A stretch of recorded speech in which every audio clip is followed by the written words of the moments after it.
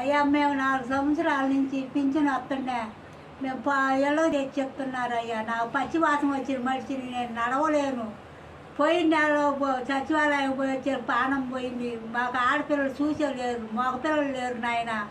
మేము నడవలేము. బ్యాంకీలు వద్దు, ఏమొద్దు. ఆ చంద్రనారాయణ బాబులు కేసులు పెట్టి ఇట్లా వారెంట్ల మీద ఎందుకు అయ్యా ఇట్లా చేయటం? మాకు జగనే కావాలయ్యా. మీరే మాకు సాయం చేసి మాకు ఇంటికి తెచ్చి ఇచ్చేటట్టు చెయ్యండి అయ్యా. మీ పిండం ఉంటుంది, మాకు జగన్నే కావాలయ్యా. ఆయనే నాకు పిచ్చి పెట్టిండు అయ్యా, మర్చిపోలేమయ్యా. ఆయన మళ్ళీ రావాలయ్యా. ఎందుకు ఆ కచ్చి కట్టి వాళ్ళ మీద అట్లా చేయటం అయ్యా? నాకు అసలు బతకలేని రోజులు మేము అడుగు వేయలేకపోతున్నాయ్యా. పచ్చివాతం వచ్చి ఒక పాటు పోయింది, రెండో పాటు యాక్సిడెంట్ జరిగి చెయ్యిరిగి నడవలేక ఆ అల్లుళ్ళు చూడక, పిల్లలు చూడక, కొడుకులు లేకపోతే నా పరిస్థితి నిల్చొని నీడలేదయ్యా. ఇది నా పరిస్థితి. అల్లాడిపోతున్నానయ్యా. మామూలు పింఛనే ఇస్తున్నారయ్యా నాకు. నేను అట్నే ఎవరిని బతులు ఆడుకున్నా ఏం తెచ్చి పెట్టడం లేదు నాయన. మరి మాకు ఏం చేయాలి?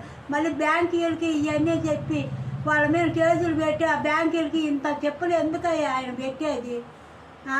మాకు ఆ జగనే రావాలయ్యా. జగన్ పొన్నాను మాకు ఒడ్డునేసిండు అయ్యా. నాకు ఆయనే పింఛన్ ఇచ్చిండు అయ్యా.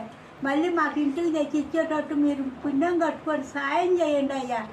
మీకు పుణ్యం ఉంటుంది అయ్యా. దిక్కులేని పక్షిలాగా నేను అడుగుతున్నాను అయ్యా. నా బోటోళ్ళు ఎంతమందో ఉండారయ్యా, ముసివాళ్ళు, దిక్కులేని వాళ్ళు. అందరికి ఆదరిస్తున్నావు, అన్నం పెడుతున్నావు. ఈ ముసివాళ్ళకి కూడా ఆశ్రయంలో మంచి ఉంటే చేసి మాకు సాయం చేయయ్యా. జగన్ పుణ్యాన్ని మాకు న్యాయం జరుగుద్ది కోరుకుంటున్నాం అయ్యా. ఆయన రావాలని పతే కోరుకుంటున్నాను అయ్యా.